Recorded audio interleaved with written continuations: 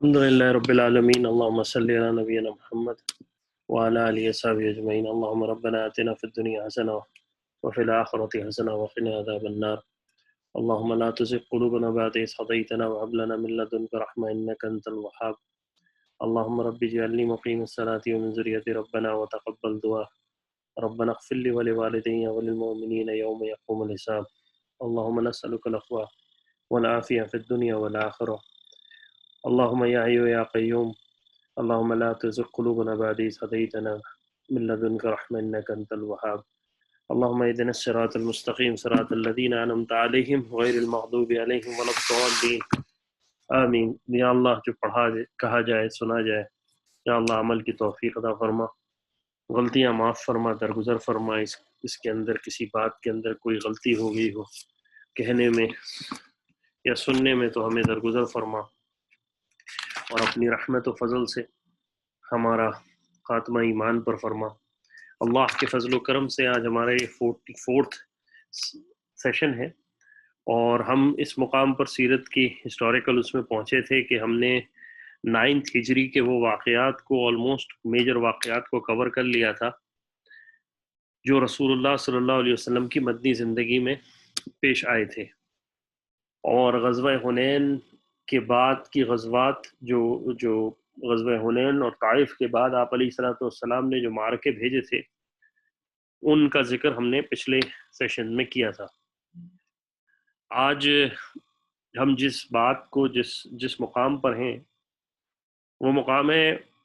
ہے رسول اللہ صلی اللہ علیہ وسلم کی زندگی کی 9 ہجری یعنی 9ویں سال کا مدنی زندگی کے اندر، اور اس مدنی زندگی میں آپ علیہ الصلوۃ والسلام کے 9ویں سال میں یعنی 9 ہجری میں آپ علیہ الصلوۃ والسلام کی زندگی کی آخری غزوہ جس میں آپ علیہ الصلوۃ والسلام بنفس نفیس خود شریک ہوئے، ایک وہ ذکر ہے غزوہ حنین کا جس میں آپ علیہ الصلوۃ والسلام شریک ہوئے ہیں اور جنگ بھی ہوئی ہے، لیکن غزوہ تبوک وہ جنگ ہے، غزوہ ہے جس میں آپ علیہ الصلوۃ والسلام ارادے سے جنگ کے نکلے ہیں لڑنے کے لیے، لیکن دشمن سے مٹبھیڑ نہ ہو سکی ایمان والوں کی، اور ایک آگے انشاءاللہ تفصیل آ جائے گی کہ ایک معاہدے کے تحت مسلمان جو ہیں وہ وہاں سے واپس ہو لیے تھے، اور بظاہر دیکھا جائے تو مسلمانوں کو ایک بہت بڑی فتح نصیب ہوئی تھی اتنی بڑی طاقت کے خلاف، اور لیکن یہ رسول اللہ صلی اللہ علیہ وسلم کی آخری جو ہے وہ غزوہ ہے۔ اس کے بعد آپ علیہ الصلوۃ والسلام نے کسی غزوہ میں شرکت نہیں کی، اور آپ علیہ الصلوۃ والسلام کا وصال ہو گیا تھا۔ آپ علیہ الصلوۃ والسلام نے مختلف مارکے تو بھیجے، لیکن خود آپ علیہ الصلوۃ والسلام بنفس نفیس نہیں شرکت کی آپ علیہ الصلوۃ والسلام نے۔ تو انشاءاللہ اس کا تذکرہ آج ہم اللہ کے فضل و کرم سے کریں گے۔ اصل میں ہوا یہ تھا کہ فتح مکہ کے بعد مسلمانوں کو جو اللہ تعالیٰ کی طرف سے جو نعمت مل گئی تھی، اور مختلف وفود آپ علیہ الصلوۃ والسلام کے پاس آنا شروع ہو گئے تھے، اور بہت بڑی تعداد میں آنا شروع ہو گئے تھے اور اسلام قبول کر رہے تھے۔ اسی درمیان میں طبرانی کی روایت میں ہے کہ حضرت عمران بن حسین رضی اللہ عنہ کہتے ہیں کہ نصرائے عرب یعنی عرب کے جو کرسچنز تھے انہوں نے ہرقل کو یعنی شاہ روم کو ایک خط لکھا اور پیغام بھجوایا کہ رسول اللہ صلی اللہ علیہ وسلم کا نعوذ باللہ من ذالک انتقال ہو گیا ہے، اور لوگ قحط اور فاقے اور بھوک سے مر رہے ہیں، اس وقت موقع یہ ہے کہ ہم عرب پر حملہ کر دیں، کیونکہ مسلمانوں کی حکومت مدینہ منورہ کی حکومت پھیل رہی تھی، اور انہوں نے یہی سوچا کہ اگر ہم یہ بات بتا دیں گے اور ہرقل ہمارے ساتھ ہوگا تو ہم ان پر حملہ کر کے اس کنڈیشن میں جو ہے وہ مسلمانوں پر مطلب فتح یاب ہو جائیں گے۔ اور رسول اللہ صلی اللہ علیہ وسلم کا جو تاریخ کے ہم نے سیشنز دیکھے تھے اس میں رسول اللہ صلی اللہ علیہ وسلم نے پورے عرب کیا، کیسر و کسرا کیا، بحرین کیا، عمان کیا، مصر کیا، سب جگہ آپ علیہ الصلوۃ والسلام نے اپنے نبوت کے پیغام تو بھجوائے تھے خطوط کے ذریعے، جس کا ہم نے ایک تفصیلی سیشن کیا تھا. تو رسول اللہ صلی اللہ علیہ وسلم کے بارے میں تفصیل تو پورے جو بڑی فورسز تھیں، چاہے وہ روم ہو، چاہے ایران ہو، یا جو آپ کی جتنی بھی آس پاس کی دو سپر پاور روم اور ایران جو تھے، لیکن اس کے ساتھ ساتھ جتنے بھی تھے ان سب کو خبر تو تھی مدینہ منورہ کی. فتح مکہ کے بعد اور ایک اتنی بڑی مسلمانوں کی حکومت بن گئی تھی. تو یہ جو بات انہوں نے بھیجی اس میں سے آدھی بات تو ٹھیک تھی، آدھی بات غلط تھی. رسول اللہ صلی اللہ علیہ وسلم کے وصال کے بارے میں غلط خبر تھی. یہ بات بالکل ٹھیک تھی کہ مسلمان اس وقت قحط کا زمانہ، خوش سالی کا زمانہ تھا، اور ایک طرح سے وقت بھی تھوڑا سا خطرناک تھا کیونکہ کھجورے پکنے کا دور تھا. اب ادھر جب ہرکل کو خبر ہوئی تو اس نے اپنی تقریباً 40,000 کا لشکر جو ہے وہ رسول اللہ صلی اللہ علیہ وسلم کے مقابلے کے لیے تیار کرنا شروع کر دیا. اور روایت تاریخ میں آتا ہے کہ اس نے اپنی فوج کے اندر تقسیم جو ہے وہ تنخواہیں بھی تقسیم کر دی سال کی، یعنی ان کو موٹیویٹ کرنے کے لیے، جنگ کے لڑنے کے لیے. رسول اللہ صلی اللہ علیہ وسلم کو شام کے تاجر جو ہیں وہ زیتون کی خرید و فروخت کے لیے جو ہے وہ مدینہ آیا کرتے تھے. انہوں نے رسول اللہ صلی اللہ علیہ وسلم کو خبر دی کہ یا رسول اللہ، ہرکل جو ہے وہ مقدمت الجیش کے مقام تک پہنچ گیا ہے اور اپنی فوج کو اس نے پوری تنخواہیں تقسیم کر دی ہیں آپ کے خلاف. جب رسول اللہ صلی اللہ علیہ وسلم کو یہ خبر ملی اور ان کو یہ پتہ چلا اور کہ رسول اللہ صلی اللہ علیہ وسلم کے ہرکل جو ہے وہ مسلمانوں کے اگینسٹ آ رہا ہے، تو آپ علیہ الصلوۃ والسلام نے عمومی طور پر آپ علیہ الصلوۃ والسلام کا مزاج یہ تھا کہ رسول اللہ صلی اللہ علیہ وسلم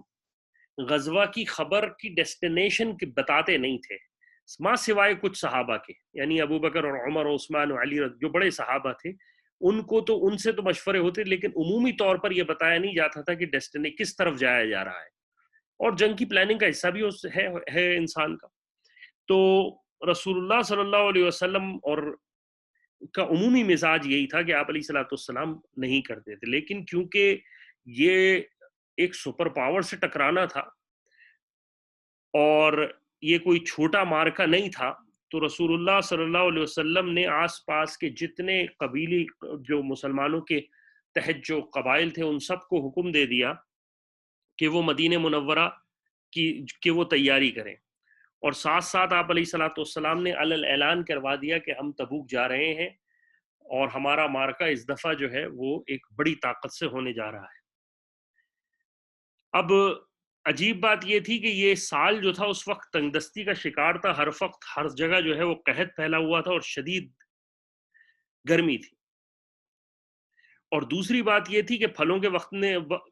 کے پکنے کا وقت بھی قریب آ رہا تھا، اور انصار کا گزارا بھی جو ہے وہ سارا پھلوں کے اوپر، باغوں کے اوپر ہوتا تھا، تو اس کی نگرانی بھی کرنا ضروری تھی. تو اللہ تعالیٰ کی طرف سے صحابہ کے اوپر مستقل امتحان آئے ہیں. ذرا ہم سوچیں اپنے اوپر رکھ کے کہ ہمارے بزنس کا ایک پیک پیریڈ ہو اور ہمیں کہا جائے کہ اللہ کے رستے میں نکلنا ہے، تو ہماری کیا کنڈیشنز ہوں گی. ہم خود اپنے حساب سے خود دیکھ لیں. ایک طرف گرمی، موسم خراب، قحط کا، بارش ہو نہیں رہی، دوسری طرف آنے والا موسم ہماری سال بھر کی کمائی کا موسم ہے. ایسی صورت میں کس قدر بڑا امتحان ہے کہ آپ کو حکم دیا جا رہا ہے کہ تبوک کے مقام پہ نکلنا ہے جو کہ سب سے دور ہے، اور مقابلہ بھی اس سے ہے جو کہ دنیا کی سب سے بڑی سپر پاور ہے. اللہ تعالیٰ کا عجیب نظام یہ ہے کہ اللہ تعالیٰ نے صحابہ رضی اللہ عنہ کو مستقل امتحان میں ڈالا ہے، یہ تربیت نبی علیہ الصلوۃ والسلام کے کرنے کے لیے. اور یہی وجہ تھی کہ یہی وہ جماعت تھی جنہوں نے اللہ کے رسول علیہ الصلوۃ والسلام کے بعد اس دین کی حیت کو قائم رکھا، نہ کہ اس دین کو صرف اور صرف عرب تک محدود رکھتے یا اپنی سرحدوں کو صرف اور صرف اپنے تک. انہوں نے اس دین کی خدمت کا حق ادا کر دیا.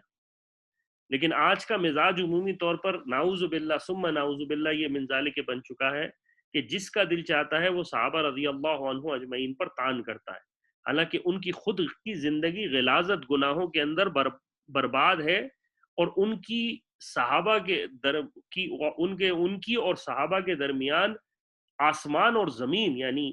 وہ صحابہ کی زندگی کیا، آسمان، اور وہ خود جو ہیں وہ زمین کی دھول کے برابر بھی نہیں ہے. یہ حال ہے، لیکن ان کی زبانیں جو ہیں وہ صحابہ کے اوپر نہیں رکتی. تو اللہ تعالیٰ سے بس یہی دعا ہے کہ اللہ تعالیٰ ایسے لوگوں کی صحبتوں سے بچائے، ایسے لوگوں سے کے سننے اور سمجھنے سے بچائے کہ سارے کے سارے اعمال صحابہ کی زندگی کے ایک طرف، اور کہیں سے کچھ صحابہ کے خلاف مل گیا تو اس پر پروپیگنڈا، حالانکہ ان کی اپنی زندگی، ان کے خاندان والوں کی زندگی، ان کے خود کے خاندان والے ان کو ماننے کو راضی نہیں ہوں گے معذرت کے ساتھ، لیکن یہ ہمارا آج ایک ایک عمومی مزاج لوگوں کی محفلوں میں بن چکا ہے۔ تو اللہ تعالی ہمیں اس سے بچائے۔ تو صحابہ رضی اللہ عنہ پہ یہ کڑا وقت تھا کہ جب سخت گرمی کے اندر، رجب کے اندر، آپ علیہ الصلوۃ والسلام نے حکم دے دیا کہ تیار ہو جانا ہے اور تبوک کی لڑائی کے لیے چلنا ہے۔ آپ علیہ الصلوۃ والسلام نے اعلان بھی فرما دیا، اور دشمن کی تعداد بھی بہت بڑی تھی، اس لیے آپ علیہ الصلوۃ والسلام کو لشکر بھی بہت بڑا تیار کرنا تھا۔ اسی لیے آپ علیہ الصلوۃ والسلام کی نے اعلان کروا دیا کہ اس وقت اللہ تعالی کی طرف سے جو اللہ تعالیٰ کے دیے ہوئے اس جہاد فی سبیل اللہ میں خرچ کرے، یعنی مالداروں کو اللہ کے رسول علیہ الصلوۃ والسلام نے ترغیب دی کہ وہ، یعنی تمام مسلمانوں کو، لیکن ایونچولی زیادہ جب اللہ تعالیٰ نے جس کو مال دیا ہوتا ہے تو اس کو خرچ کرنا بھی ضروری سمجھا جائے، تو آپ علیہ الصلوۃ والسلام نے ترغیب دلائی مالداروں کو کہ وہ اللہ کی راہ میں خرچ کریں، اور مسلمانوں کی کم و بیش تقریباً 30,000 کا لشکر مسلمانوں کا تیار ہونا تھا۔ جب اللہ کے رسول علیہ الصلوۃ والسلام کی طرف سے مالداروں کو اور امت کے بڑوں کو، یعنی صحابہ رضی اللہ عنہ کو نکلنے کا حکم آیا، اور ساتھ ساتھ یہ آیا کہ یہ بڑا غزوہ ہے اور اس میں اللہ تعالیٰ کے دیے ہوئے مال میں سے خرچ کریں، تو اس وقت ذوالنورین سیدنا عثمان رضی اللہ عنہ، ہمارے ماں باپ اور ہمارا خاندان قربان ہو سیدنا عثمان رضی اللہ عنہ کی ذات کے اوپر، جن کو اللہ تعالیٰ کے رسول علیہ الصلوۃ والسلام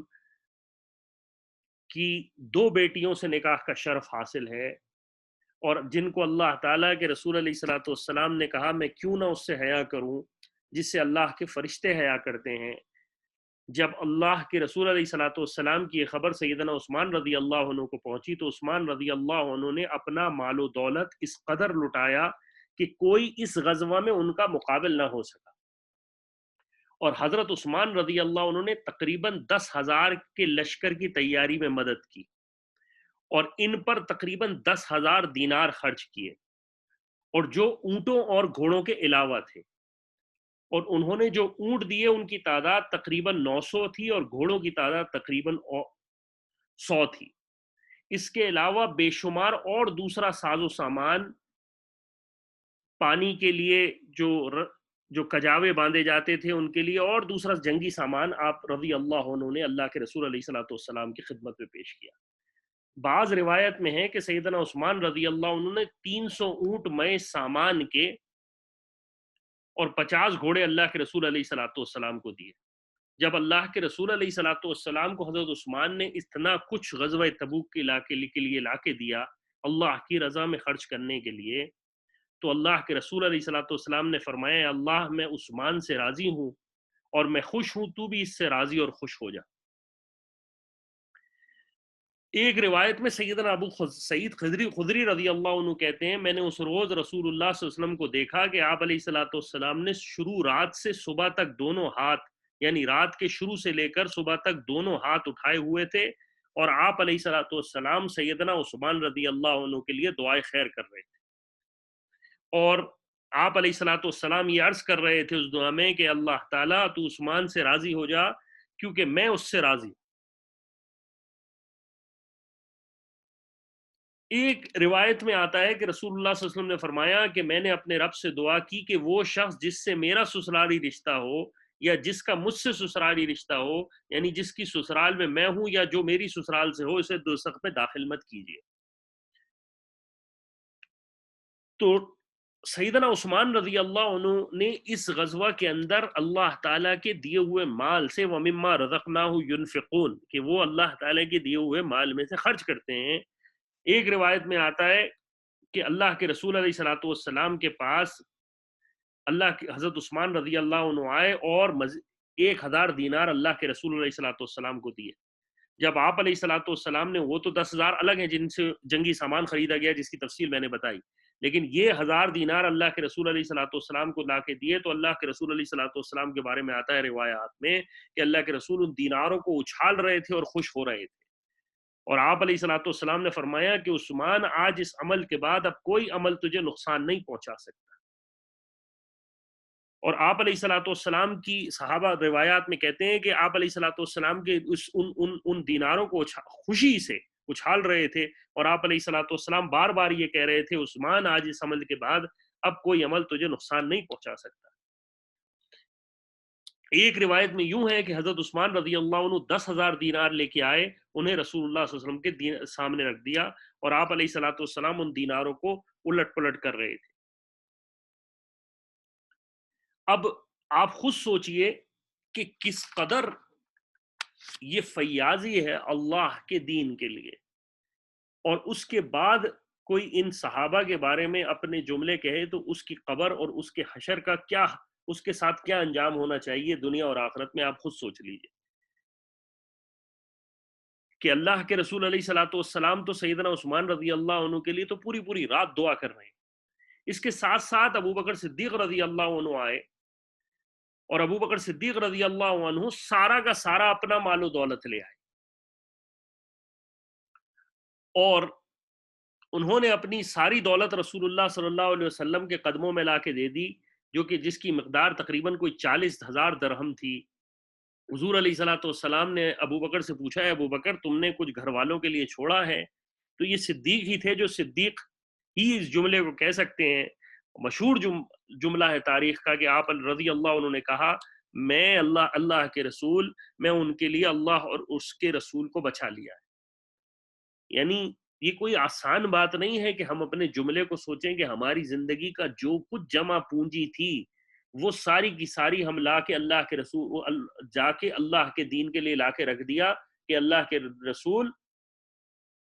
یہ آپ کے لیے حاضر ہے، اللہ کے دین کے لیے لگا دیا جائے۔ اب جو لوگ ابو بکر صدیق رضی اللہ عنہ، عثمان رضی اللہ عنہ اور عمر رضی اللہ عنہ کے بارے میں کلمات کہتے ہیں، اپنے گریبان میں ذرا جھانک کے دیکھیں کہ وہ اللہ کے دین کے لیے کیا خرچ کرتے ہیں، اور ابو بکر کو کیا خبر تھی کہ ان کو کیا ملنے والا ہے آگے والی زندگی میں یا رسول اللہ صلی اللہ علیہ وسلم کے بعد۔ اور ابو بکر وہ شخص تھا جو کہ رسول اللہ صلی اللہ علیہ وسلم کے ساتھ اس وقت سے موجود تھا جب رسول اللہ صلی اللہ علیہ وسلم کے پاس کوئی نہیں تھا ایمان کے اندر، سوائے آپ علیہ الصلوۃ والسلام کے رشتہ داروں کے، جس میں سے ایک ابو بکر صدیق، خدیجہ رضی اللہ عنہا، اور آپ علیہ الصلوۃ والسلام کے غلام زید رضی اللہ عنہ، اور سیدنا علی رضی اللہ عنہ، وہ ابو بکر صدیق رضی اللہ عنہ تھے۔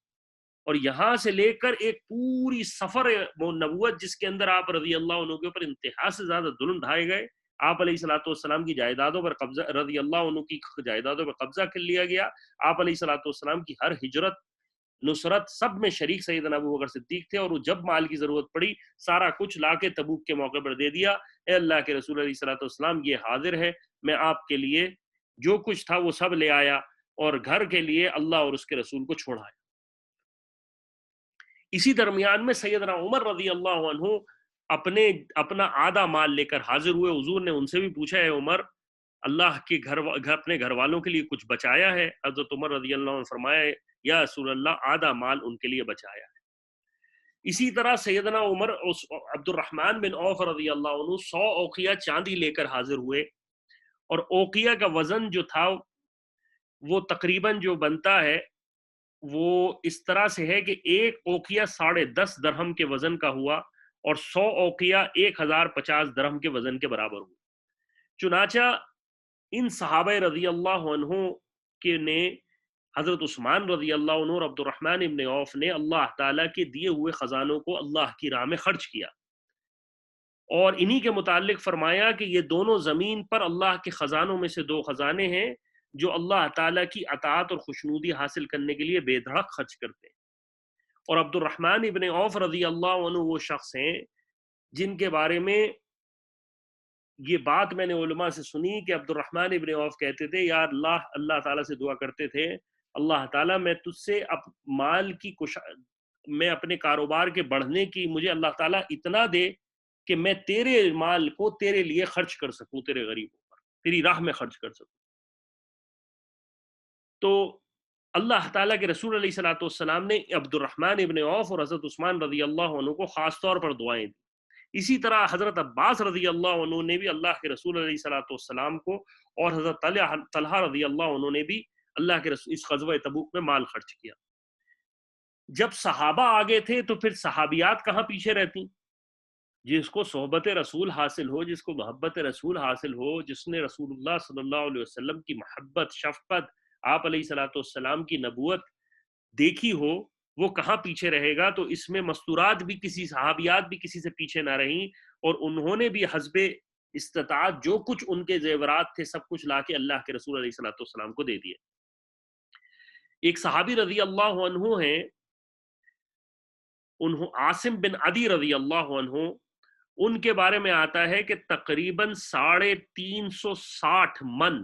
کھجور کے برابر جو ہے وہ کھجور جو ہے انہوں نے لا کے اللہ کے رسول علیہ الصلوۃ والسلام کے سامنے اس کے لیے دی کہ یا رسول اللہ یہ لیجئے میری طرف سے. اب آپ سوچئے کہ یہ جماعت ہے جو کہ اللہ کے رسول علیہ الصلوۃ والسلام کے لیے، اللہ کے دین کے لیے، اللہ کے رسول علیہ الصلوۃ والسلام کے پکارے جانے پر، اللہ کے رسول علیہ الصلوۃ والسلام کی ذات کے اوپر لبیک کے اللہ کے کہنے پر، صرف لبیک کہنے کے اوپر حاضر ہوتی تھی کہ یا رسول اللہ آپ نے کہا ہے ہم حاضر ہیں. اسی درمیان میں اللہ کے رسول علیہ الصلوۃ والسلام کے پاس ایک فقراء کی جماعت آئی اور انہوں نے کہا یا رسول اللہ ہم تو جنگ میں شامل ہونا آپ کے ساتھ چاہتے ہیں، لیکن تبوک کا سفر ہمارے پاس نہیں ہے، لمبا ہے، ہمارے پاس سواری کا انتظام نہیں، آپ ہمارے لیے کچھ انتظام کیجئے. تو آپ علیہ الصلوۃ والسلام نے فرمایا میرے پاس تمہارے لیے سواری کا کوئی انتظام نہیں ہے. اس جواب پر وہ واپس صحابہ رضی اللہ عنہ جو غربا تھے وہ لوٹے اور ان کی آنکھیں نم تھیں کہ آج ہمارے پاس پیسے نہیں ہیں، ہم اللہ کی راہ میں خرچ نہیں کر سکتے. تو اللہ تعالیٰ نے سورہ توبہ کی آیتیں نازل کر دیں جس کا ترجمہ یہ ہے کہ نہ ان لوگوں پر کوئی گناہ ہے کہ جس وقت وہ آپ کے پاس اس واسطے آتے ہیں کہ آپ ان کو کوئی سواری دے دیتے اور آپ کہہ دیتے ہیں کہ میرے پاس تو کوئی چیز نہیں جس پر تم کو سوار کروں، تو وہ ناکام اسی حالت میں واپس چلے جاتے ہیں کہ ان کی آنکھوں سے آنسو روا ہوتے ہیں اور اس غم میں افسوس کہ ان کو خرچ کرنے کے لیے کچھ بھی میسر نہیں. یعنی صحابہ رضی اللہ عنہ فقراء کی جماعت، یعنی قرآن آپ علیہ الصلوۃ والسلام کے صحابہ کی صداقت بتا رہا ہے کہ جن کے پاس مال نہیں تھا وہ بھی روتے ہوئے اللہ کے رسول علیہ الصلوۃ والسلام کے پاس اپنے آنسو پوچھتے ہوئے جا رہے ہیں کہ یا رسول اللہ ہمیں سواری کا انتظام کر دیجئے، ہم اللہ کے دین کی سربلندی کے لیے حاضر ہیں. اللہ کے رسول کہہ رہے ہیں اے میرے صحابہ میں تمہارے لیے کچھ نہیں کر سکتا، اور وہ آنکھوں سے روتے ہوئے آنسو جا رہے ہیں کہ آج ہمارے پاس مال نہیں ہے تو ہم اللہ کے دین کی سربلندی کے لیے نہیں نکل سکتے. ان حضرات میں جب یہ حضرات روتے ہوئے وہاں سے واپس ہوئے، عربی میں رونے کو بکا کہتے ہیں، تو ان کو جو ہے بکا رونے والے صحابہ مشہور ہو گئے اس نام سے. انہی لوگوں میں ایک صحابی رضی اللہ عنہ ہیں جن کا نام ہے ارباز بن ساریہ رضی اللہ عنہ. جب صحابہ رضی اللہ عنہ میں سے حضرت عباس رضی اللہ عنہ کو پتہ چلا تو آپ رضی اللہ عنہ یہ 7 کے قریب تھے، ان میں سے 2 کے بارے میں حضرت عباس رضی اللہ عنہ نے انتظام کیا، اور 3 کے بارے میں سیدنا عثمان رضی اللہ عنہ کو جب خبر ہوئی تو حضرت عثمان رضی اللہ عنہ نے ان کی سواری کا انتظام کیا. یہ ان انتظام کے علاوہ تھا جو سیدنا تاریخ کے اندر آتا ہے، یہ ان انتظام کے علاوہ تھا جو کہ سیدنا عثمان رضی اللہ عنہ آلریڈی کر چکے تھے. ایک روایت میں آتا ہے کہ ابو موسیٰ اشعری رضی اللہ عنہ سے روایت ہے کہ میرے ساتھیوں نے مجھے رسول اللہ صلی اللہ علیہ وسلم کے پاس بھیجا کہ میں رسول اللہ صلی اللہ علیہ وسلم کے پاس جاؤں اور ان سے 2 سواریوں کے انتظام کی درخواست کروں. تو ابو موسیٰ اشعری رضی اللہ عنہ کہتے ہیں میں اللہ کے رسول علیہ الصلوۃ والسلام کے پاس گیا اور کہا مجھے میرے ساتھیوں نے اللہ کے رسول آپ کے پاس بھیجا ہے، آپ ان کی سواریوں کا انتظام فرما دیں. اللہ کے رسول علیہ الصلوۃ والسلام نے فرمایا خدا کی قسم میں تمہیں ہرگز سواری کا انتظام نہیں کر سکتا. ابو موسیٰ اشعری رضی اللہ عنہ کہتے ہیں میں واپس اپنے ساتھیوں کے پاس پہنچا، جو کچھ اللہ کے رسول نے مجھے کہا تھا میں نے ان کو بتا دیا. ابھی تھوڑی دیر گزری تھی، اچانک بلال رضی اللہ عنہ پکارتے ہوئے میرا نام لے کے پکارا اور کہا کہ ابو موسیٰ اشعری رضی اللہ عنہ کہاں ہے. جب ابو موسیٰ اشعری رضی اللہ عنہ نے اپنا نام سنا تو وہ اور انہوں نے بلال رضی اللہ عنہ سے بات کی، تو اللہ کے رسول بلال رضی اللہ عنہ نے اللہ کے رسول علیہ الصلوۃ والسلام کا پیغام پہنچایا کہ اللہ کے رسول تمہیں یاد کر رہے ہیں۔ چنانچہ ابو موسیٰ اشعری رضی اللہ عنہ اللہ کے رسول علیہ الصلوۃ والسلام کے پاس حاضر ہوئے اور کہا فرمایا یا رسول اللہ آپ نے مجھے بلایا؟ اللہ کے رسول علیہ الصلوۃ والسلام نے کہا یہ 6 اونٹ لو اور اپنے ساتھیوں میں بانٹ دو۔ جب ابو موسیٰ اشعری رضی اللہ عنہ نے اللہ کے رسول علیہ الصلوۃ والسلام سے اونٹوں کے بارے میں کہا تو اللہ کے رسول علیہ الصلوۃ والسلام سے ابو موسیٰ اشعری رضی اللہ عنہ نے کہا کہ اللہ کے رسول آپ نے تو مجھے قسم کھا کے کہا تھا کہ آپ نہیں دے سکتے، اب آپ مجھے واپس دے رہے ہیں۔ تو اللہ کے رسول علیہ الصلوۃ والسلام نے فرمایا یہ اللہ کی طرف سے ہیں، یعنی میرے پاس تو کوئی انتظام نہیں تھا، یہ اللہ تعالیٰ نے تمہارے لیے انتظام کر دیا، میں تمہیں اس لیے دے رہا ہوں۔ اسی درمیان میں علامہ اسحاق رضی اللہ رحمہ اللہ علیہ نے لکھا ہے کہ سیدنا علی رضی اللہ عنہ کو اللہ کے رسول علیہ الصلوۃ والسلام نے مدینہ منورہ میں اپنے گھر والوں کی حفاظت کے لیے چھوڑ دیا، اور علی رضی اللہ عنہ کو کہا کہ علی تم اپنے گھر پہ رکو، میرے اپنے خاندان والوں کی حفاظت کے لیے تم اس غزوہ میں شریک نہ ہو۔ حالانکہ سیدنا علی رضی اللہ عنہ جو ہے وہ مستقل ہر غزوہ میں اللہ کے رسول علیہ الصلوۃ والسلام کے ساتھ جو ہے وہ رہے تھے۔ اب جیسے میں نے پہلے کہا کہ اس وقت میں سخت گرمی کا زمانہ تھا اور سخت خشک سالی ہو رہی تھی اور تکلیف دہ بھی تھا، تو منافق کہاں پیچھے رہتے، انہوں نے جو ہے وہ اپنے بارے میں باتیں کرنا شروع کر دی اور یہ کہا کہ یہ جو اچانک غزوہ خندق غزوہ تبوک کا اعلان ہو گیا ہے یہ تو بہت سخت ہے، ہم رومیوں سے کہاں لڑیں گے، رومی اتنا بڑا قافلہ ہے اور ہمارے پاس ہمارے خشک حالات ہیں، سخت گرمی ہے، کیسے ہم نکلیں گے۔ انہوں نے اپنی بہانے بازی کرنا شروع کر دی، اور ان کا جو سردار تھا راسخ المنافق سردار ان کا عبداللہ بن عبی جو مشہور منافق تھا، وہ رسول اللہ صلی اللہ علیہ وسلم کے ساتھ شہر سے باہر تک تو نکلا، لیکن جب آپ علیہ الصلوۃ والسلام شہر سے باہر نکل کے آپ نے پڑاؤ ڈال لیا اس وقت تک تو وہ ساتھ تھا، لیکن اس کے بعد یہ منافقوں کی جماعت جو کہ رسول اللہ صلی اللہ علیہ وسلم کے ساتھ مدینہ منورہ سے باہر پڑاؤ تک باہر نکلی، یہ جو ہے وہاں سے واپس پلٹ گئی۔ اور بعض روایت میں آتا ہے کہ ایک نے کہا کہ لوگوں کو معلوم ہے کہ میں تو حسین جمیل عورتوں کو ایک منافق تھا ان میں سے، اس کو اللہ کے رسول علیہ الصلوۃ جس کا نام تھا جد ابن قیس، اس کو اللہ کے رسول علیہ الصلوۃ والسلام نے بلایا اور پوچھا کہ اے جد ابن قیس، جد تم جو رومیوں کا ہم مقابلہ کرنے جا رہے ہیں، سورماؤں کا ان سے جو مقابلہ کرنے جا رہے ہیں، تم ان کے ساتھ چلو گے؟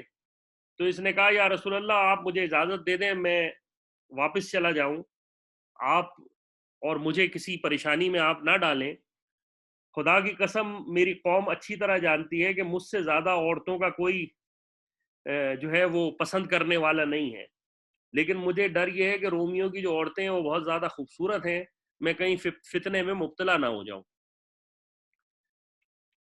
یہ سن کر آپ علیہ الصلوۃ والسلام نے یہ جو منافق تھا جد ابن قیس کے بارے میں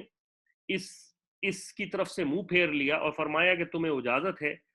تم واپس جانے کی۔ اس پر اللہ تعالیٰ کی طرف سے قرآن کریم کی سورہ توبہ نازل ہو گئی، اور جس میں تھا کہ اور منافقین منافقین میں سے بعض شخص وہ ہے جو کہتا ہے مجھے اجازت دے دیجئے اور مجھ کو خرابی میں نہ ڈالیے، خوب سمجھ لو کہ یہ لوگ خرابی میں تو پڑ ہی چکے ہیں اور یقیناً دوزخ آخرت میں ان کافروں کو گھیرے گی۔ تو منافقین جو تھے اس میں آپ علیہ الصلوۃ والسلام کے پاس عذر لے کے آتے ہیں اور کہتے کہ یا رسول اللہ یعنی ہم نہیں جائیں گے، یعنی مدینہ منورہ سے، لیکن کچھ منافقین پھر بھی رسول اللہ صلی اللہ علیہ وسلم کے ساتھ چلے۔ اس کی وجہ یہ تھی کہ وہ پہلے بھی ساتھ جنگوں میں تھے مال متا کی خواہش کے لیے، تو لیکن ایک منافقین کی تعداد وہ ساتھ ساتھ مسلمانوں کے اندر بھی کوشش کرتے تھے نفاق کو کرنے کی کہ اتنے برے حالات ہیں، ہم پریشان، ہم کیسے نکل سکتے ہیں، یہ اتنا کھجوریں پکنے کا زمانہ آنے والا ہے اور اللہ کے رسول اتنی بڑی ہجرت کر رہے ہیں، اور یہاں تک کہتے کہ اب یہ رومیوں سے لڑنے جا رہے ہیں، اب پتہ چلے گا عرب سے تو لڑ لیے، اصل طاقت تو روم کی ہے، روم دیکھنا ان کو کیسے نعوذ باللہ جو ہے وہ زمین بوس کر دیں گے۔ اب جب مسلمانوں نے بہرحال جب اللہ کے رسول علیہ الصلوۃ والسلام، ایک تو منافقین کی جماعت تھی جو کہ اس غزوہ میں ساتھ نہ نکل سکی، لیکن کچھ مسلمان ایسے تھے جنہیں بغیر کسی عذر کے جنگ جو تھی وہ نہیں جا سکے، یعنی ان کے پاس کوئی معقول عذر نہیں تھا، وہ نہیں جا سکے۔ ان میں سے کعب ابن مالک تھے، ہلال ابن امیہ تھے، اور مرا ابن ربی تھے۔ یہ وہی لوگ ہیں جن پر اسلام کے سلسلے میں کوئی تہمت لگائی گئی تھی۔ ان کا قصہ انشاءاللہ تفصیل کے ساتھ اگلے سیشن میں آئے گا کہ اللہ کے رسول علیہ الصلوۃ والسلام نے واپسی پر ان سے بات چیت کرنے اور لین دین کرنے سے بالکل انکار کر دیا تھا، حالانکہ یہ پکے مسلمان تھے۔ جب اللہ کے رسول علیہ الصلوۃ والسلام واپس پلٹیں گے انشاءاللہ، اگلے ہم سیرت میں جب سیشن میں کور کریں گے تو وہاں یہ بات آئے گی، لیکن یہ ایک تو منافقین کی جماعت تھی جو کہ نہ جا سکی، لیکن ایک 3 صحابہ یہ ایسے تھے جو کہ بغیر کسی عذر کے پیچھے رہ گئے، یعنی ان کے پاس کوئی عذر نہیں تھا اللہ کے رسول علیہ الصلوۃ والسلام کے ساتھ نکلنے کا۔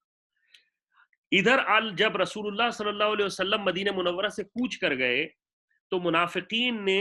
خبریں پھیلا دی سیدنا علی رضی اللہ عنہ کے بارے میں کہ سیدنا علی رضی اللہ عنہ تو نعوذ باللہ اللہ کے رسول علیہ الصلوۃ والسلام چھوڑ کے چلے گئے، وہ اللہ کے رسول علیہ الصلوۃ والسلام کے اوپر بوجھ ہیں نعوذ باللہ۔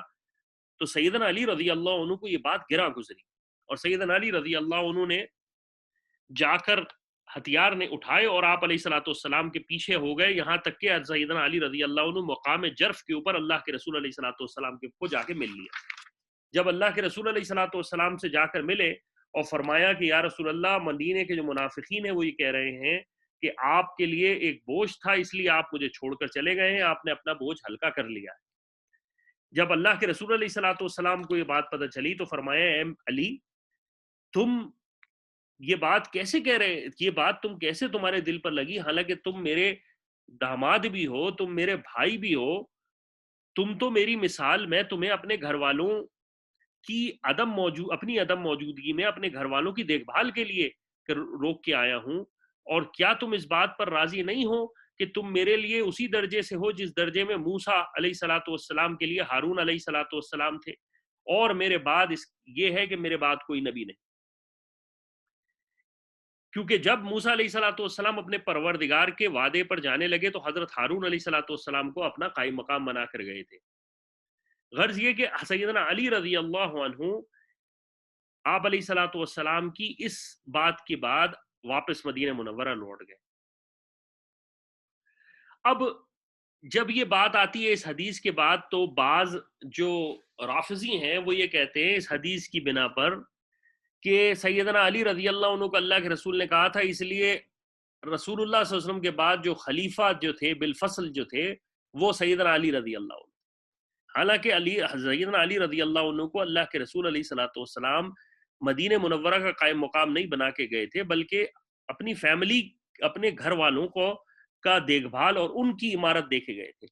اگر یہ بالفصل تفصیل بھی کر لیا جائے تو آپ علیہ الصلوۃ والسلام نے وقتی طور پر قائم مقام مدینے کے اندر امیر اور بہت سارے لوگوں کو بھی بنایا ہے۔ جب غزوہ بدر نکلے تو کسی اور کو بنایا، جب غزوہ خندق کے لیے نکلے تو کسی اور کو بنایا، جب غزوہ مکہ کے لیے نکلے تو کسی اور کو بنایا۔ تو اس طرح تو بہت سارے ایونٹ ہو چکے ہیں، لیکن شیعہ حضرات اس بات سے، اس حدیث سے جو ہے وہ تعویل کرتے ہیں، جو کہ ان کی تعویل قطعاً بالکل غلط ہے، کیونکہ آپ علیہ الصلوۃ والسلام نے جو قائم مقام، اور اگر بالفصل یہ مان بھی لیا جائے تب بھی یہ جو قائم مقام تھا یہ وقتی تھا، یعنی رسول اللہ صلی اللہ علیہ وسلم غزوہ گئے ہیں، جب واپس آئے ہیں تو پھر آپ علیہ الصلوۃ والسلام نبوت اور مدینے کے حاکم، پوری جو مسلمانوں کی حکومت تھی اس کے وہ تھے۔ تو یہ بات قطعاً جو ہے وہ بالکل ٹھیک نہیں ہے۔ اسی درمیان میں 2 صحابہ رضی اللہ عنہ ایسے بھی تھے جن میں سے ایک ابو خسیمہ تھے اور ایک عمیر بن وہب رضی اللہ عنہ تھے۔ یہ دونوں صحابہ بھی پیچھے رہ گئے تھے۔ جب رسول اللہ صلی اللہ علیہ وسلم کے ساتھ جانے کا وقت تھا تو ان میں سے ایک جو پیچھے رہ جانے والوں میں سے سیدنا ابو خسیمہ رضی اللہ عنہ بھی تھے۔ ایک روز جب رسول اللہ صلی اللہ علیہ وسلم کو کئی دن ہو گئے کوچ کیے ہوئے، یعنی مدینہ منورہ سے نکلے ہوئے، اور شدید گرمی کا زمانہ تھا، ان کی دونوں بیویوں نے جو باغ تھے وہاں پر بڑا اچھا سائبان بنا کے رکھا ہوا تھا کہ یہ آئیں گے وہاں ٹھنڈا کر کے، کہ یہ آئیں گے وہاں بیٹھیں گے اور کھانے کی مطلب کافی لوازمات رکھے ہوئے تھے۔ جب یہ وہاں پہنچے تو انہوں نے دیکھا کہ اتنی سخت گرمی ہے اور میری بیویوں نے یہ سب کچھ انتظام میرے لیے رکھا ہوا ہے اور اتنا سب کچھ رکھا ہوا ہے، لیکن میرے نبی علیہ الصلوۃ والسلام تو شدید گرمی میں اللہ اور اس کے رسول علیہ اللہ اور دین کی سربلندی کے لیے نکلے ہوئے ہیں، اور میں یہاں پر اپنی عورتوں کے ساتھ بیٹھا رہوں اور گرمی میں ٹھنڈک میں مدینے میں رہوں، اور میرا نبی وہاں پر اللہ اور اس کے دین کے لیے نکلے، یہ مجھ سے برداشت نہیں ہو۔ چنانچہ وہ اپنی بیویوں کو کے سائبانوں میں نہیں گئے، بلکہ وہیں سے انہوں نے اپنا انتظام کیا سواری کا، اور اللہ کے رسول علیہ الصلوۃ والسلام کی جستجو کے لیے نکلے۔ ابو خسیمہ جب رسول اللہ صلی اللہ علیہ وسلم کو تلاش کر رہے تھے، رستے میں ان کو عمیر بن وہب رضی اللہ عنہ مل گئے، اور انہوں نے ان سے پوچھا، تو عمیر بن وہب رضی اللہ عنہ نے کہا میں بھی اللہ کے رسول علیہ الصلوۃ والسلام کے لیے کے پیچھے جا رہا ہوں، تو یہ دونوں ساتھ ہو گئے۔ اور ابو خسیمہ نے عمیر بن وہب رضی اللہ عنہ سے کہا کہ مجھ پر ایک گناہ ہے، اس لیے تم سے درخواست ہے کہ جب تک رسول اللہ صلی اللہ علیہ وسلم کے پاس نہ پہنچ جاؤں تو میرا ساتھ نہ چھوڑنا۔ یعنی میں پیچھے رہ گیا ہوں، اللہ کے رسول علیہ الصلوۃ والسلام نے مجھے بولا تھا اور میں پیچھے رہ گیا اور میں نہیں نکل سکا، اور اب مجھے یہ خیال آیا ہے تو میرے اوپر یہ ایک بار ہے۔ جب اللہ کے رسول علیہ الصلوۃ والسلام بھی سفر پہ تھے، پڑاؤ تھا درمیان میں، پیچھے سے آپ علیہ الصلوۃ والسلام نے دیکھا کہ کوئی آ رہا ہے، کسی نے حضرت ابو خزیمہ جب لشکر کے پاس سامنے پہنچے تو حضور علیہ الصلوۃ والسلام نے فرمایا کہ ابو خسیمہ ہی ہوں گے۔ لوگوں نے پکارا یا رسول اللہ، ابو خسیمہ رضی اللہ عنہ ہے۔ اس وقت ابو خسیمہ رضی اللہ عنہ نے اپنی اونٹنی بٹھائی، رسول اللہ صلی اللہ علیہ وسلم کے پاس پہنچے تو رسول اللہ صلی اللہ علیہ وسلم نے کہا ہے ابو خسیمہ تم نے بالکل بہتر ہی کیا، یعنی اگر تم نہ آتے تو تمہارے لیے ٹھیک نہ تھا۔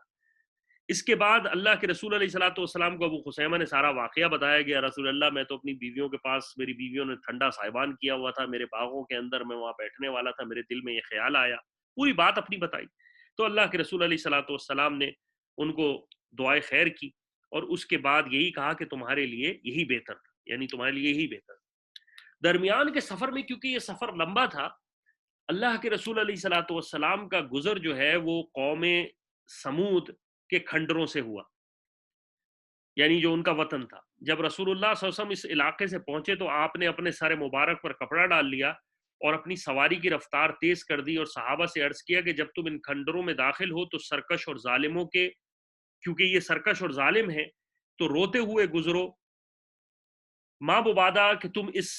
بلا میں گرفتار ہو جاؤ جس میں یہ قوم گرفتار تھی۔ یعنی یہ اللہ کی طرف سے عذاب کا علاقہ ہے، یہاں سے سرکش بن کے مت گزرو، عاجزی کے ساتھ گزرو، ان کو دیکھ کر اللہ سے پناہ مانگو کہ اللہ تعالیٰ نے، جنہوں نے اللہ سے سرکشی کی، اللہ نے ان کا یہ حال کیا، تم ان سے پناہ مانگو اور یہاں سے نکلو، کیونکہ یہ سرکشوں کی بستی ہے۔ آپ علیہ الصلوۃ والسلام کا مقصد یہی تھا کہ صحابہ کو یہی حکم دینا تھا کہ وہ اللہ کے رسول علیہ السلام کی یہ دیکھیں کہ جس قوم نے اللہ کی ناشکری کی، اللہ کے دیے ہوئے بات کو نہ مانا، ان کے ساتھ اللہ تعالیٰ یہ کرتے ہیں۔ جب اللہ کے رسول علیہ الصلوۃ والسلام نے اسی جگہ سے نکلتے وقت یہ اعلان فرما دیا کہ کوئی بھی شخص یہاں کا پانی نہ پیے، نہ نماز کے لیے وضو یہاں سے کرے، نہ آٹا گوندے، نہ کوئی کھانا اس کا پانی میں مکائے، بلکہ اگر کسی نے اس میں سے کھانا پکا لیا ہے تو وہ خود نہ کھائے، اونٹوں کو کھلا دے۔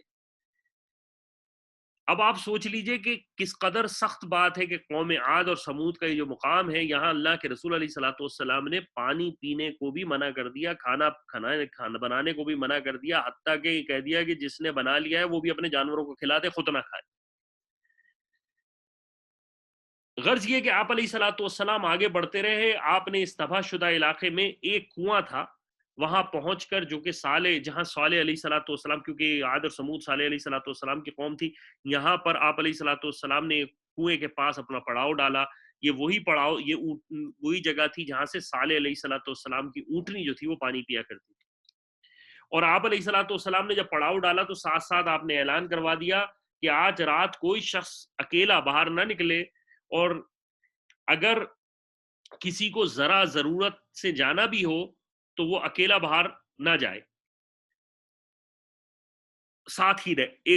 یعنی پڑاؤ بھی ساتھ ساتھ رہے، قریب رہیں، ساتھ ساتھ رہیں، اکیلے نہ نکلیں۔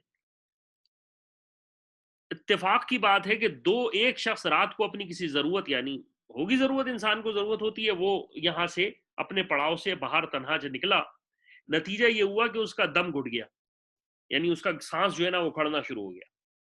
اور ایک شخص وہ تھا جو کہ اپنی اونٹ کی تلاش میں نکل گیا، جس کا انجام یہ ہوا کہ شدید ہوا نے اس کو اڑا کر پہاڑوں میں جا کے پھینک دیا. اب جب اللہ کے رسول علیہ الصلوۃ والسلام کو اس کی خبر دی گئی اور آپ علیہ الصلوۃ والسلام نے کہا کہ میں نے تم لوگوں کو منع کیا تھا کہ کوئی شخص باہر نہ نکلے، پھر بھی یہ کام کیا. بہرحال وہ شخص اللہ کے رسول علیہ الصلوۃ والسلام کے پاس لایا گیا. اللہ کے رسول علیہ الصلوۃ والسلام نے اس کو دعا دی تو اس کا دم جو گھٹنا تھا وہ اس کو شفا یاب ہوا. اور اسی طرح آپ علیہ الصلوۃ والسلام نے اس شخص کے لیے بھی دعا کی کہ جن کو ہواؤں میں پہاڑوں میں پھینکا تھا. ان کے بارے میں آتا ہے کہ وہ شخص بھٹکتا ہوا جب اللہ کے رسول علیہ الصلوۃ والسلام مدینہ منورہ تبوک سے واپس پہنچ گئے تو یہ واپس پہنچے. اس درمیان میں اس پورے سفر میں اللہ کے رسول علیہ الصلوۃ والسلام نے نماز پڑھانے کے لیے سیدنا ابو بکر صدیق کو اپنا قائم مقام بنایا. اور اللہ کے رسول علیہ الصلوۃ والسلام نے حضرت عباد بن بشر رضی اللہ عنہ کو پہرے داری کے لیے مقرر کیا، یعنی وہ لشکر کی پہرے داری کرتے. اور جب آپ علیہ الصلوۃ والسلام نے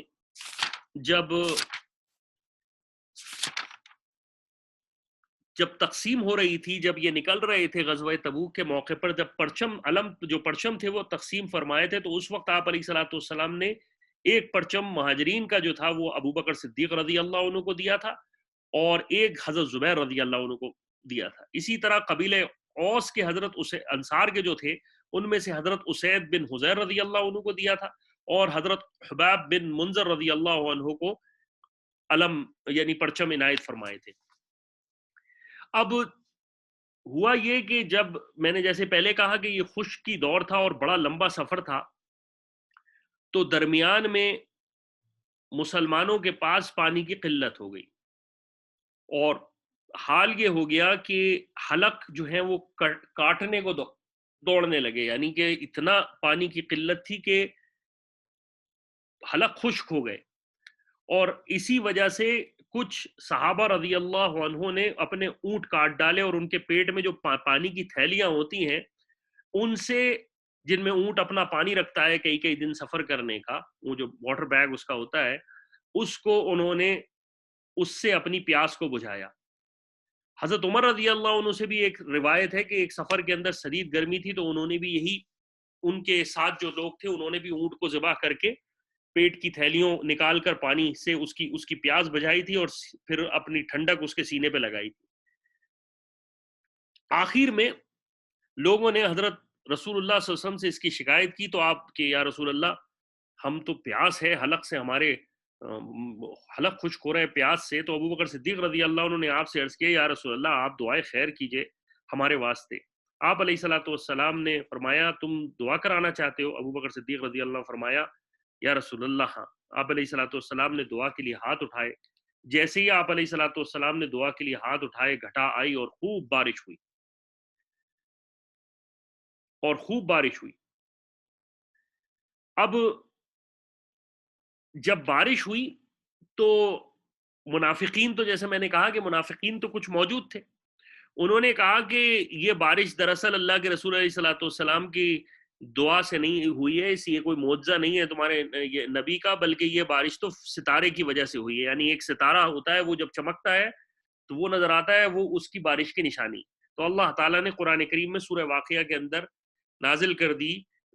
نازل فرمائی وَتَجْعَلُونَ رِزْقَكُمْ إِنَّكُمْ تُكَذِّبُونَ، اور تکذیب یعنی جھٹلاتے ہیں جھٹلانے کو اپنی غذا بنا رہے ہو، یعنی بجائے رزق پر شکر کرنے کے تم اس کی تکذیب کر رہے ہو اللہ تعالیٰ کی. ایک اور روایت میں ہے کہ رسول اللہ صلی اللہ علیہ وسلم سے جب لوگوں نے پیاس اور تنگی کی شکایت کی تو یعنی درخواست کی تو آپ علیہ الصلوۃ والسلام نے فرمایا اگر میں تمہارے لیے پانی کی دعا کروں تو مجھے ڈر یہ ہے کہ تم یہ کہو گے کہ فلاں ستارے کی وجہ سے یہ بات ہوئی ہے. ان لوگوں نے عرض کیا یا رسول اللہ یہ اس وقت بارش کا وقت، یہ اس ستاروں کی چال میں بارش کا وقت ہی نہیں.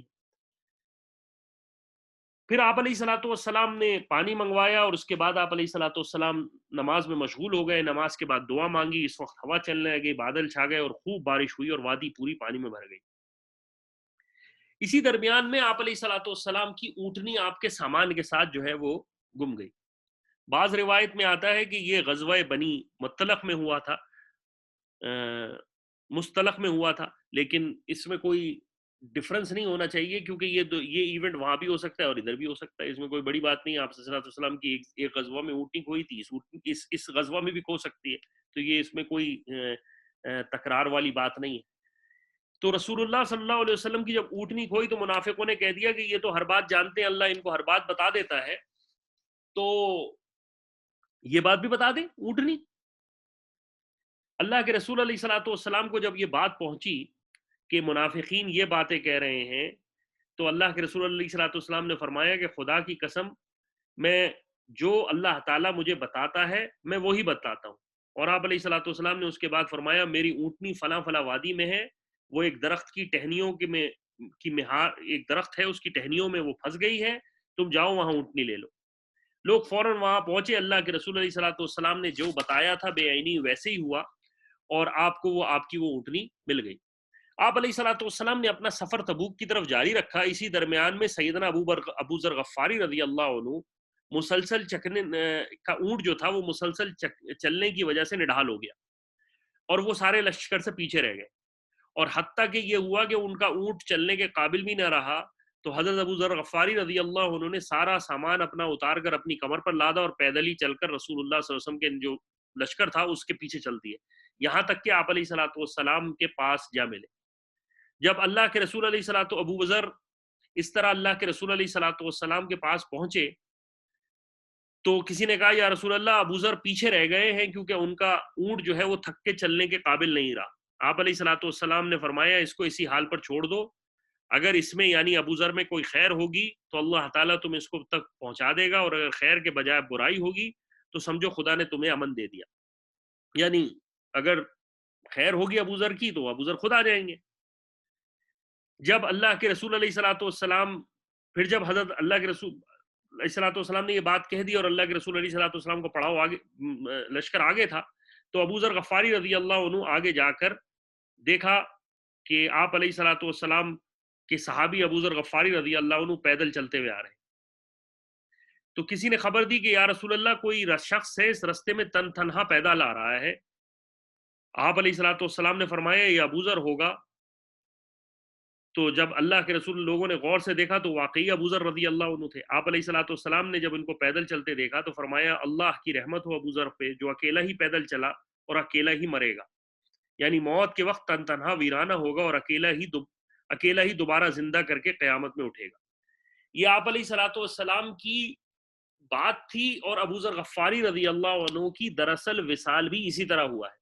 جب ابو ذر غفاری رضی اللہ عنہ اب بالکل ایک جنگل میں اکیلے تھے، ان کی بھی بالکل مرد وقت، ان کے ساتھ ایک غلام تھا ان کا، اور یہ خود ان کی بیوی تھی، تو ان کی بیوی کہنے لگی کہ مجھے غم ہے کہ میں جو ہے وہ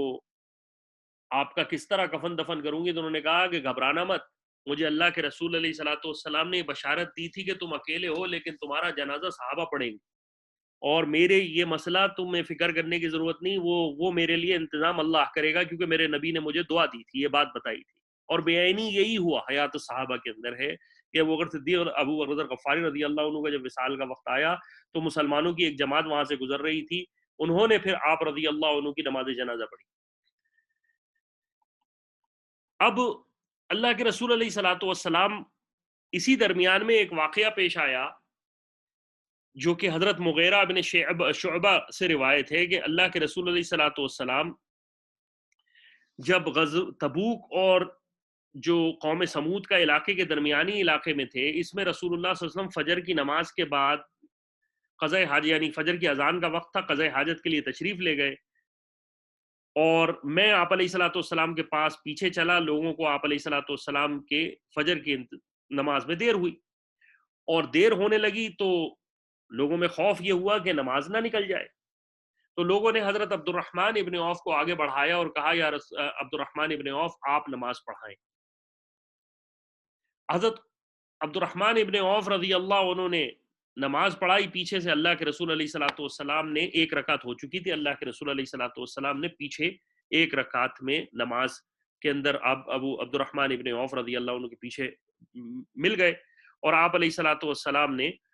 نے ایک رکعت تو ابو عبد الرحمن ابن عوف رضی اللہ عنہ کے پیچھے پڑھی اور ایک اپنی جو نماز رہ گئی تھی وہ ختم کی. نماز سے فارغ ہونے کے بعد آپ نے لوگوں سے فرمایا تم لوگوں نے اچھا کیا. اس کے بعد آپ علیہ الصلوۃ والسلام نے فرمایا کسی نبی نے اس وقت تک وفات نہیں پائی جب تک کہ اس کی امت میں کسی نیک آدمی نے اس کی امامت نہ کر لی. اب دراصل اللہ کے رسول علیہ الصلوۃ والسلام کی نے امامت کے پیچھے جو پڑھی ہے پوری نماز وہ تو صرف اور صرف ابو بکر صدیق رضی اللہ عنہ کے پیچھے پڑھی ہے. کیونکہ میں نے جیسے ابھی کہا کہ غزوہ تبوک پہ آپ علیہ الصلوۃ والسلام نے اپنی نماز کے لیے قائم مقام ابو بکر صدیق رضی اللہ عنہ کو بنایا تھا، اور مرض وفات میں بھی آپ علیہ الصلوۃ والسلام نے ابو بکر صدیق رضی اللہ عنہ کو ہی امام بنایا تھا اور انہی کے پیچھے نمازیں پڑھی. لیکن عبد الرحمن ابن عوف کے پیچھے آپ نے پوری نماز کامل نماز نہیں پڑھی ہے، کیونکہ حدیث کے اندر آتا ہے کہ اللہ کہ ایک صحابی رضی اللہ عنہ ہیں وہ کہتے ہیں کہ اللہ کے رسول علیہ الصلوۃ والسلام نے کسی کے پیچھے نماز نہیں پڑھی ماں سوائے ابو بکر کے. تو وہ ابن عباس رضی اللہ عنہ کی حدیث میں ہے کہ اللہ کے رسول علیہ الصلوۃ والسلام نے کسی امتی کے پیچھے نماز پڑھی ہے تو وہ ابو بکر ہے. تو اس روایت میں اختلاف نہیں، کیونکہ پوری نماز تو ابو بکر صدیق رضی اللہ عنہ کے ہی پیچھے پڑھی ہے، لیکن اس سفر میں آپ علیہ الصلوۃ والسلام نے ایک رکعت جو ہے وہ عبد الرحمن ابن عوف کے پیچھے پڑھی. بہرحال اس جگہ پر اللہ کے رسول علیہ الصلوۃ والسلام کیونکہ سفر لمبا تھا، اسی درمیان میں ایک جگہ آپ علیہ الصلوۃ والسلام پہنچے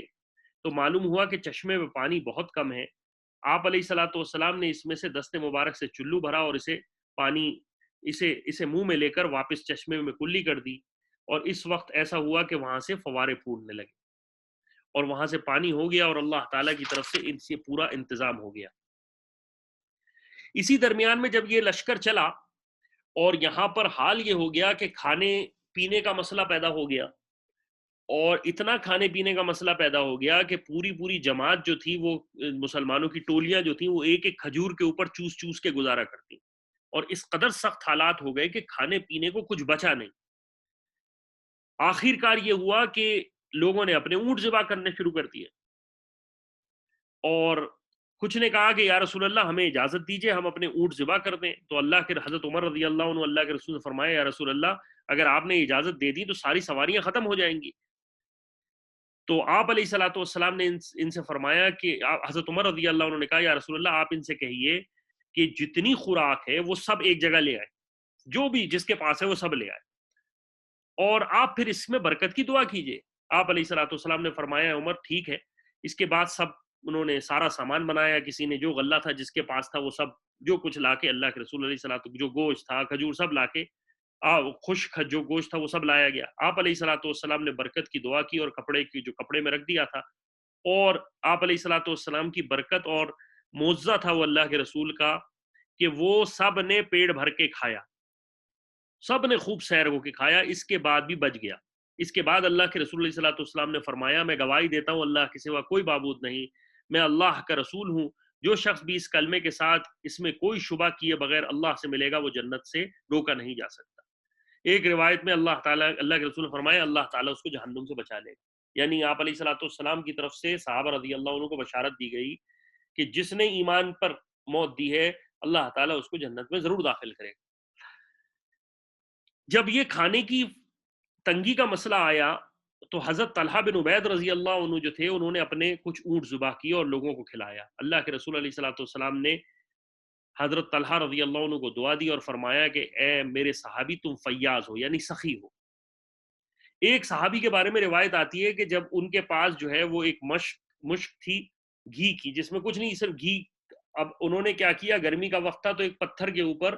مشک رکھ دی کہ میں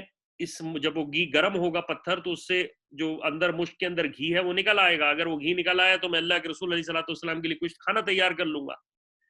اب جب وہ پتھر پہ مشک رکھی ہوئی تھی اس سے گھی نکلا تو وہ گھی گرا تو انہوں نے فوراً گھی کا جو منہ تھا مشک کا منہ وہ بند کر دیا، یعنی وہ گھی بچانا چاہ رہے تھے اللہ کے رسول علیہ الصلوۃ والسلام کی. اللہ کے رسول علیہ الصلوۃ والسلام نے فرمایا ان کی آنکھ لگ گئی تھی، یہ سو گئے تھے، انہوں نے پتھر پہ رکھا اور آنکھ لگ گئی، سو گئے. اب جب وہ گھی گرنا شروع ہوا پتھر پہ تو اس کی آواز ہوئی جیسے تیل جلنے گرنے کی، تو انہوں نے فوراً مشک کے اوپر اپنا ہاتھ رکھ دیا. اللہ کے رسول علیہ الصلوۃ والسلام نے یہ منظر دیکھا تو انہوں نے فرمایا اگر تم اس وقت اس کا منہ بند نہ کرتے تو ساری وادی میں گھی کی نہریں بہہ جاتی. لیکن ان صحابی کو تو یہ نہیں پتا تھا، وہ تو اللہ کے رسول علیہ الصلوۃ والسلام کی خدمت کرنا چاہتے تھے۔ اسی درمیان میں اللہ کے رسول علیہ الصلوۃ والسلام، حضرت ارباز بن ساریہ رضی اللہ عنہ سے روایت ہے کہ تبوک میں رسول اللہ صلی اللہ علیہ وسلم کے ساتھ تھا، ایک رات آپ نے حضرت بلال سے پوچھا کھانے کے لیے کیا ہے؟ انہوں نے عرض کیا یا رسول اللہ، قسم ہے اس ذات کی جس نے آپ کو حق بنا کے بھیجا ہے، ہمارے تھیلے بالکل خالی ہو چکے ہیں۔ یہ مسلمانوں کی اس وقت جنگ کے اندر، سخت سفر کے اندر، گرمی کے اندر، یہ اس وقت کنڈیشنز تھی۔ اللہ کے رسول علیہ الصلوۃ والسلام نے فرمایا کہ وہ تھیلا اٹھا کے لے کے آؤ، اور آپ علیہ الصلوۃ والسلام نے تھیلے کو پلٹنا الٹنا شروع کیا تو اس میں سے ایک آدھ کھجور، 2 کھجوریں، کل ملا کے تقریباً 7 کھجوریں ہو گئی۔ آپ علیہ الصلوۃ والسلام نے ان کھجوروں کو اپنا دستے مبارک رکھا اور لوگوں کو کہا کھانا شروع کرو۔ چنانچہ حضرت صحابی رضی اللہ عنہ کہتے ہیں ہم تین آدمیوں نے پیٹ بھر کر کھانا کھایا، اور صحابی رضی اللہ عنہ کہتے ہیں میں نے خود 54 کھجوریں خود اپنے کھائیں، اور گٹھلیاں میرے دوسرے ہاتھ میں تھی، اور اسی طرح دوسروں نے بھی کھائیں، اور ہم نے خود پیٹ بھر کے کھایا، اور وہ اتنی کھائیں کہ ہم سب پیٹ بھر گئے۔ اس کے بعد رسول اللہ صلی اللہ علیہ وسلم نے فرمایا مجھے اپنے پروردگار سے حیا آتی ہے، ورنہ میں یہی کھجوریں اس وقت تک کھاتے رہتے جب تک کہ میں ایک ایک شخص مدینہ منورہ نہ پہنچ جاتا۔ یعنی میں اللہ کے رسول علیہ الصلوۃ والسلام نے فرمایا کہ میرے صحابی، اگر یہ میں ایسی ہی کر دوں تو پورا مدینے تک، واپسی کے سفر تک تمہیں کھجوریں کم نہ ہوں گی، لیکن میں اللہ سے حیا کرتا ہوں۔ جب آپ اللہ کے رسول علیہ الصلوۃ والسلام یہ پورے سفر کے ساتھ فائنلی اللہ کے رسول علیہ الصلوۃ والسلام تبوک پہنچ گئے، جب اللہ کے رسول علیہ الصلوۃ والسلام تبوک پہنچ گئے تو جیسے میں نے کہا تھا کہ تبوک میں لڑائی کی نوبت نہیں آئی۔ جب تبوک پہنچے تو مسلمانوں کا جو ہیبت تھی، اور اللہ کے رسول علیہ الصلوۃ والسلام کی اصل تو نبوت تھی، تو وہ بادشاہ جو تھا وہاں کا، جن کو یوحنا کہتے تھے، مشہور تھا یوحنا، عام طور پر یوحنا کہتے تھے اس کو، اس کے ساتھ کچھ جاریہ کا جو علاقہ تھا، وہ ملک شام کا ایک گاؤں تھا، وہ بھی لوگ تھے، اور اسی طرح آس پاس کے شہر بھی تھا، وہ مینا کے نام سے بستی تھی، اس کے لوگ بھی آ گئے۔ وہ سارے اللہ کے رسول علیہ الصلوۃ والسلام کے پاس آئے۔ جو یوحنا تھا اس نے رسول اللہ صلی اللہ علیہ وسلم کی ہدیے میں سفید خچر پیش کیا، اس کے بدلے میں اللہ کے رسول علیہ الصلوۃ والسلام نے اسے اپنی ایک چادر دی، اور یوحنا نے اللہ کے رسول علیہ الصلوۃ والسلام سے بات چیت کی، اور اللہ کے رسول علیہ الصلوۃ والسلام نے سب سے پہلے اسلام کی اسے دعوت دی، اس نے اسلام کی دعوت قبول کرنے سے انکار کر دیا، لیکن اس بات کے درمیان میں مسلمانوں سے ایک معاہدہ کر لیا کہ یا رسول اللہ، میں آپ سے جنگ نہ کرنے پر صلح کر لیتا ہوں، اور میں اس بات پر بھی راضی ہوں کہ میں آپ کو جزیہ دوں گا، یعنی میں سالانہ آپ کو کچھ دوں گا تبوک سے۔ تو یہ مسلمانوں کو ایک بہت بڑی فتح تھی جو کہ بغیر کسی جنگ کے حاصل ہوئی، اور اس کے بعد مسلمانوں کے درمیان اور جو تبوک میں یوحنا جو ان کا سردار تھا، یہ بادشاہ تھا، اس کے درمیان ایک مصالحتی ایک عہد نامہ سائن ہو گیا، جس کا عنوان تھا بسم اللہ الرحمن الرحیم۔ یوحنا اور ایلیا والوں کی اس تحریر کے ذریعے اللہ تعالیٰ اور نبی محمد علیہ الصلوۃ والسلام کی جانب سے امان دی جاتی ہے، بجز بحر اور خشکی اور سمندروں میں ان کے جہازوں اور ان کے قافلوں کو امان ہے۔ وہ لوگ اور ان کے ساتھ ملک شام، ملک یمن اور بحر کے جو لوگ ہیں، وہ سب اللہ اور اس کے رسول اللہ صلی اللہ علیہ وسلم کی، محمد علیہ الصلوۃ والسلام کی ذمہ داری میں ہے۔ اس کے بعد ان میں سے کوئی شخص اگر خلاف ورزی یا نئی بات کرے تو اس کی جان اور مال دونوں پر بنے گی، یعنی اس سے باس پرس ہوگی، اور جس شخص کے بھی ہاتھ لگ جائے گا اس کے لیے اس کی جان اور مال حلال ہوگا۔ یہ کسی چشمے آپ پر پڑاؤ کریں یا خشکی و تری میں کوئی راستہ اختیار کریں تو ان کو کسی حال میں روکنا درست نہیں ہوگا۔ اسی طرح ان کی طرف سے بھی تحریر نامہ لکھا گیا جس کا مضمون تھا بسم اللہ۔ اسی طرح آپ علیہ الصلوۃ والسلام نے اور لوگوں کے لیے بھی مضمون لکھا، بسم اللہ الرحمن الرحیم، میں محمد رسول اللہ صلی اللہ علیہ وسلم کی یہ تحریر ازرہ اور جبرہ والوں کے لیے، یعنی یہ دوسرا علاقہ تھا ساتھ ہی اس کے متصل، کے لیے ہے کہ وہ اللہ اور اس کے رسول علیہ الصلوۃ والسلام کی امان میں ہے، اور یہ کہ انہیں ہر رجب کے مہینے میں 200 دینار پورے پورے ادا کرنے ہوں گے، اور اللہ تعالیٰ مسلمانوں کی نصیحت اور احسان کا کفیل ہے۔ مینا والوں کے لیے آپ علیہ الصلوۃ والسلام کے ساتھ جو مصالحت ہوئی وہ یہ ہوئی کہ چوتھائی حصہ اپنے پھلوں کا وہ مسلمانوں کو خراج کے طور پر دیا جائے گا۔ یہ مسلمانوں کو اللہ تعالیٰ کی طرف سے نعمت تھی، یعنی مسلمانوں کو بغیر جنگ کے اللہ تعالیٰ نے فتح دے دی۔ اللہ کے رسول علیہ الصلوۃ والسلام نے صحابہ سے مشورہ کیا کہ ہمیں آگے بڑھنا چاہیے یا کیا کرنا چاہیے. حضرت عمر رضی اللہ عنہ نے فرمایا یا رسول اللہ آپ کو اللہ تعالیٰ کی طرف سے کیا حکم ہے؟ مطلب آپ اللہ کے رسول علیہ الصلوۃ والسلام نے فرمایا اگر حکم ہوتا تو میں تم سے پوچھتا ہی نہیں. تو پھر اللہ کے حضرت عمر نے کہا یا رسول اللہ رومیوں کے لشکر بہت بڑا ہے اور اس علاقے میں ہمارے پاس کوئی مسلمان بھی نہیں ہے اور ہم کافی اندر تک آ چکے ہیں. جنگی طور پر ہم نے جو ہم نے اچیو کرنا تھا وہ ہم اچیو کر چکے ہیں. تو یہیں سے اللہ کے رسول علیہ الصلوۃ والسلام نے واپسی کا سفر باندھا.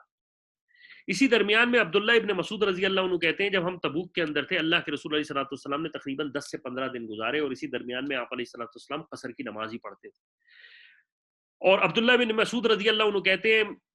ایک لشکر کے ایک کنارے پہ میں نے ایک آگ کا سا ایک شعلہ یعنی شمع کی لو دیکھی. ابن مسعود کہتے ہیں جیسی وہ میں نے شعلہ دیکھا تو میں اس طرف چل پڑا. میں نے دیکھا کہ رسول اللہ صلی اللہ علیہ وسلم اور ابو بکر اور عمر کو دیکھا کہ وہاں موجود ہے. معلوم ہوا کہ ہمارے اللہ کے رسول علیہ الصلوۃ والسلام کے ایک صحابی عبداللہ رضی اللہ عنہ کا انتقال ہو گیا ہے, لوگوں نے ان کی قبر کھودی ہے اور حضور علیہ الصلوۃ والسلام اندر اترے ہوئے ہیں اور ابو بکر صدیق اور عمر قبر کی بٹی نکال رہے ہیں. اس وقت حضور علیہ الصلوۃ والسلام ان دونوں سے فرما رہے تھے کہ اپنے بھائی کی لاش میری طرف بڑھاؤ. چنانچہ انہوں نے میت اتاری. جب حضور علیہ الصلوۃ والسلام نے میت کو قبر میں رکھ دیا تو یہ دعا فرمائی اے اللہ میں آخر وقت تک اس سے راضی رہا بس تو اس سے راضی رہنا. یعنی حضرت عبداللہ رضی اللہ عنہ سے. عبداللہ ابن مسعود رضی اللہ عنہ کہتے ہیں کاش میں اس قبر میں ہوتا, یعنی میں ایسی موت, یہ کیا موت ملی کہ اللہ کے رستے میں صحابی ہیں, اللہ کے رسول علیہ الصلوۃ والسلام ابو بکر اور عمر نے قبر کھو دی. ابو بکر اور عمر کے ذریعے سے اللہ کے رسول علیہ الصلوۃ والسلام نے ان کو دفنایا اور پھر اس کے بعد اللہ کے رسول نے قبر کے اوپر کہا دفناتے وقت کہ اللہ میں آخری وقت تک اس سے راضی رہا. تو عبداللہ ابن مسعود رضی اللہ عنہ کہتے ہیں اس سے بڑی کیا نعمت ہوتی کہ کاش میں اس قبر میں ہوتا. یہ وہ قبر کا, یہ وہ تبوک کا پورا معرکہ تھا جو کہ ہم نے اللہ کے فضل و کرم سے کور کر لیا. اب انشاءاللہ اگلے اس میں ہم واپسی کا سفر اللہ کے رسول علیہ الصلوۃ والسلام کا ڈسکس کریں گے تبوک کا, اور وہ جو 3 صحابہ جن اور منافقین کی جماعت اور صحابہ رضی اللہ عنہ کی جماعت, جو 3 صحابہ جو نہ جا سکے تھے بغیر کسی عذر کے, ان کا انشاءاللہ بعد ڈسکس کریں گے تفصیل کے ساتھ. اللہ تعالیٰ مجھے اور آپ کو عمل کی توفیق عطا فرمائے. مجھے امید ہے کہ یہ جو کچھ بھی ہم نے سنا ہے یا دیکھ پڑھا ہے انشاءاللہ کہیں نہ کہیں ہمارے ضرور کام آئے گا اور آخرت میں ہمارے لیے اجر و ثواب کا ذریعہ بنے گا. اللہ تعالیٰ سے بس یہی دعا ہے اللہ تعالیٰ ہماری نیتوں کو ٹھیک رکھے اور اللہ تعالیٰ ہمارے اعمال کو ٹھیک رکھے اور اللہ تعالیٰ ہمیں اپنے فضل سے جنت الفردوس میں داخل فرمائے. آخر میں سب سے زیادہ جس کتاب سے میں نے اس میں لیا ہے وہ غزوات النبی ہے, کیونکہ اس سے زیادہ تفصیل مجھے نظر نہیں آئی, اور اس کے علاوہ سیرت مصطفیٰ سے کچھ حصہ لیا ہے. اللہ تعالیٰ مجھے اور آپ کو عمل کرنے کی توفیق عطا فرمائے. کچھ حصہ جو غزوے جیسے میں نے ابو ذر غفاری رضی اللہ عنہ کا ذکر کیا, ان کی جو تدفین کے بارے میں جو ذکر کیا وہ حیات الصحابہ سے ہے. اس میں حیات الصحابہ میں تفصیلاً اس کا ذکر ہے. میں نے ایک جگہ پر شاید سیشن کے اندر صحابہ کا جو حیات الصحابہ کے ہم تعلیم کرتے ہیں اس کے اندر ذکر کیا ہے. اللہ تعالیٰ مجھے اور آپ کو عمل کی توفیق عطا فرمائے. اللہ تعالیٰ میرا اور آپ کا خاتمہ ایمان پر فرمائے. رسول اللہ صلی اللہ علیہ وسلم کی محبت, آپ علیہ الصلوۃ والسلام کی صحابہ کی محبت, آپ علیہ الصلوۃ والسلام کے علماء کی محبت اور آپ علیہ الصلوۃ والسلام سے محبت کرنے والے اور صحابہ سے محبت کرنے والوں کی محبت نصیب فرمائے, اور ان سے کجی اور ان سے بغض رکھنے والوں سے بغض نصیب فرمائے. اللہ تعالیٰ میرا اور آپ کا خاتمہ ایمان پر فرمائے. فاللہ خیر الحافظ وارحم الراحمین وصلی اللہ تعالیٰ علی خیر خلق محمد وعلی آلہ وصحبہ اجمعین برحمتک یا ارحم الراحمین. جزاکم اللہ خیر و خیر الجزا.